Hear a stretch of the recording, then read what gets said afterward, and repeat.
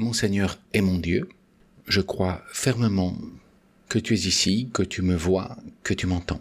Je t'adore sincèrement de tout cœur. Je te demande le pardon de mes fautes et la grâce de faire ces 10 minutes de prière avec profit. Marie, ma mère immaculée, et Joseph, vous qui êtes parents de Jésus et qui nous avez tous adoptés, de sorte que ce qui a été commencé à Bethléem et à Nazareth s'étende à tous et à toutes. Ainsi, toute famille qui suit le Christ devient une extension de la grande famille humaine qui a commencé à Nazareth. Aidez-nous à mettre cela en pratique. Mon ange gardien aussi, parce que les anges sont aussi dans nos familles. Dieu a donné à chaque être humain un ange pour l'accompagner, l'ange gardien. Mais on dit que Dieu attribue des anges à des institutions humaines. Et quelle est l'institution la plus fondamentale ? La famille, la cellule primordiale de la société. Toute société, tout État, toute nation pourrait disparaître. Mais s'il reste un couple humain, ils peuvent refaire toute l'humanité. J'ai regardé une nouvelle série télévisée, Atlantic Crossing, qui signifie donc traversée de l'Atlantique. On nous raconte là l'histoire de la famille des princes héritiers en Norvège, qui, dans la tourmente de la Seconde Guerre mondiale, ne peuvent pas garder la neutralité de leur pays, la Norvège, et se font envahir par l'Allemagne. Et la princesse héritière norvégienne, Martha, doit fuir son pays avec son mari et ses enfants. Et ils sont d'abord en exil en Suède, parce que Martha est de la famille suédoise en fait, mais ça devient trop dangereux pour eux aussi, ils doivent partir en Angleterre et finalement aller aux États-Unis. Et c'est là qu'elle va plus loin que ses obligations de princesse ou de mère. Elle va devenir une des figures les plus influentes de la politique mondiale, en faisant tout ce qu'elle peut pour influencer la décision du président Roosevelt d'entrer en guerre et de mettre fin au nazisme. Et dès que l'ennemi nazi disparaît, ils peuvent retourner dans leur pays pour le reconstruire. Cet épisode historique du XXe siècle m'a fait penser à ce que nous vivons encore de nos jours, avec la guerre en Ukraine, dans d'autres pays et régions du globe. Comme le pape nous le rappelle avec insistance lors de son message de Noël par exemple.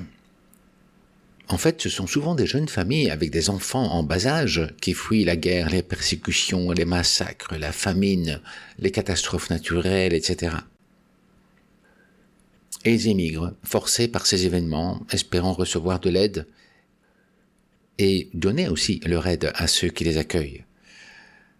Ils veulent aussi aider leurs compatriotes souffrant là-bas dans le pays qu'ils ont laissé, souffrant d'atrocités.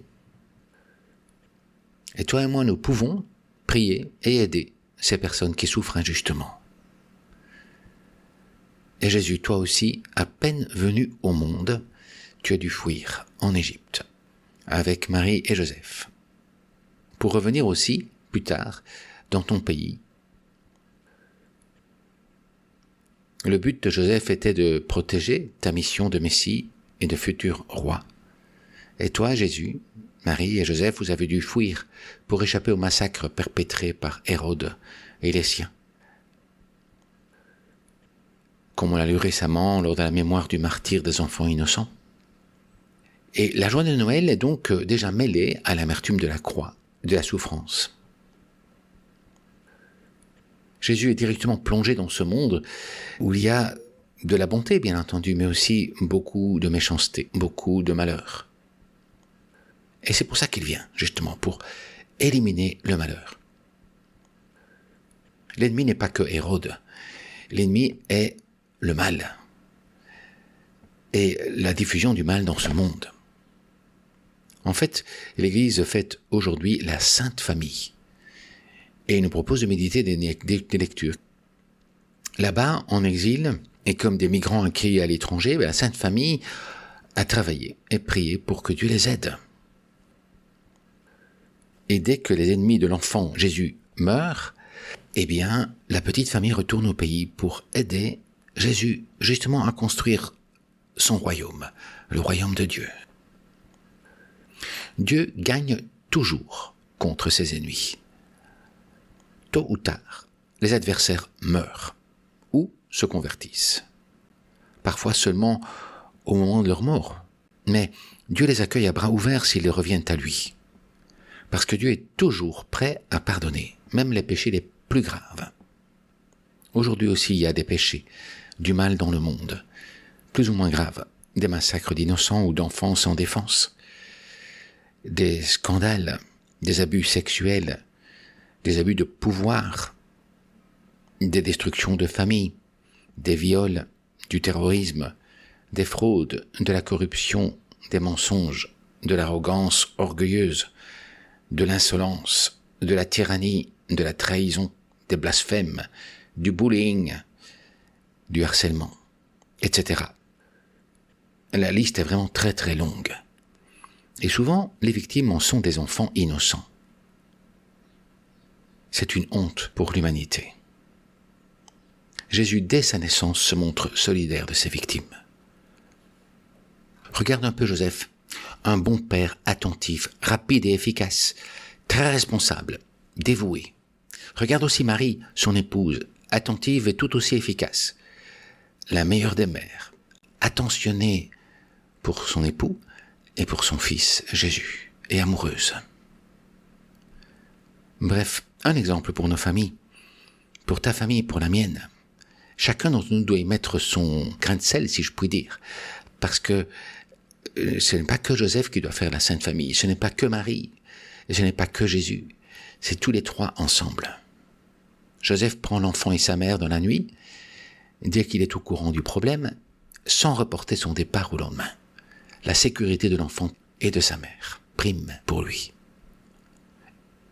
A priori, tu auras probablement le même sentiment que moi, l'impression que Marie et Joseph protègent Jésus.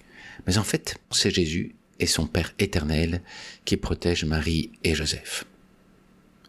Tout cela est une image très graphique pour toi et pour moi.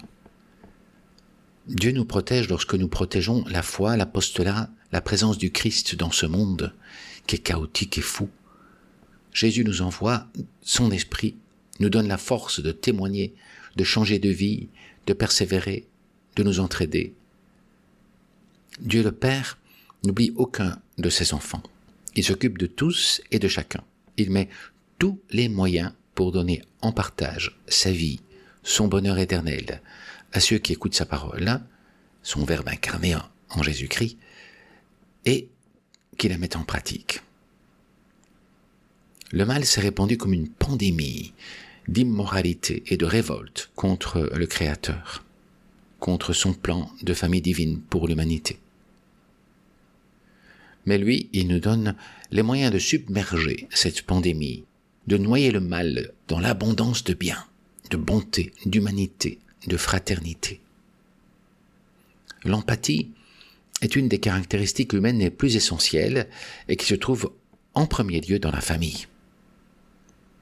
Une personne n'est vraiment humaine que lorsqu'elle console, aide, nourrit, éduque, enseigne, relève, encourage, pardonne, partage. Aussi lorsqu'elle s'ouvre pour recevoir tout cela. Aimer son prochain commence par les proches, les parents, les frères et sœurs, les enfants. Mais cela s'étend à toute la famille humaine, comme le disait le pape dans Fratelli Tutti. En fait, c'est le prochain sans frontières. Parce que les droits humains ne sont pas assez universels dans ce monde, et il s'agit de les agrandir. Nous allons terminer par cette prière du pape, qui dit à Dieu la chose suivante. Par la force communautaire de ton intimité divine, fais couler en nous le fleuve d'amour fraternel. Donne-nous cet amour que s'est reflété dans les gestes de Jésus, dans sa famille de Nazareth, dans la première communauté chrétienne. Accorde-nous de pouvoir découvrir le Christ en tout être humain et le voir crucifié dans les angoisses des abandonnés et des oubliés de ce monde, et de le voir ressusciter aussi en tout frère qui se relève. Viens, Esprit Saint, montre-nous ta beauté, reflétée en tous les peuples de la terre, pour découvrir qu'ils sont tous importants, que tous sont nécessaires, qu'ils sont des visages différents de la même humanité, que tu aimes. Amen. Marie, aide-nous dans ce projet parce que tu es plus en avant pour cela et qui a mieux répondu à ce plan de Dieu. Je te remercie, mon Dieu, des bonnes résolutions, des actes d'amour et des inspirations que tu m'as communiquées dans ce monde de prière. Marie, ma mère immaculée, Saint Joseph, qui nous a tous adoptés, mon ange gardien et les anges gardiens de tous ceux qui m'écoutent.